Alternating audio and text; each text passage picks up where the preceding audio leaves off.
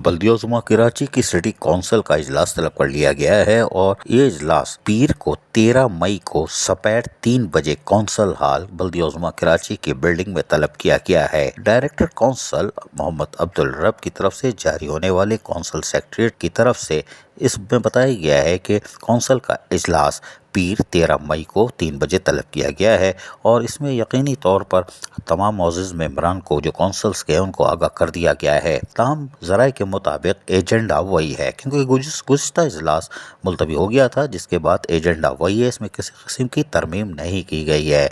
हालांकि इसमें तरमीम कर देनी चाहिए थी, इसलिए कि मेयर कराची बैरिस्टर मुर्तज़ा वहाब ने अभी कुछ 2 दिन पहले ही वज़ीर आला सिंध को ख़त लिखा है और उसके साथ साथ वज़ीर आज़म को भी लिखा था, तो एजेंडे में उसको भी शामिल करते ताकि काउंसिल के मेंबरान को उसमें एतमाद में लिया जाता कि हमने वज़ीर आला सिंध से रिटायर मुलाज़मीन के वाजिबात की सूरत में हमने ख़त लिख दिया है और हमने 2.74 या 2 मिलियन रुपए मांगे हैं। हालांकि इनको 5 अरब रुपए मांगने चाहिए थे। बहरहाल अब सिटी काउंसिल का इजलास होगा, उसमें देखते हैं कि क्या होता है। लेकिन सिटी काउंसिल बल्दियोजुमा कराची का इजलास 13 मई बरोज़ पीर 3 बजे बल्दियोजुमा कराची के काउंसिल हॉल में होगा। अजीज़ आरिफ, KBS बल्दियाती न्यूज़ कराची। ऐसी ही खूबसूरत वीडियोस फ्यूचर में हासिल करने के लिए रेड बटन पर क्लिक करके और बेल आइकॉन को प्रेस करके हम सबके सब्सक्राइबर बनना मत भूलिए।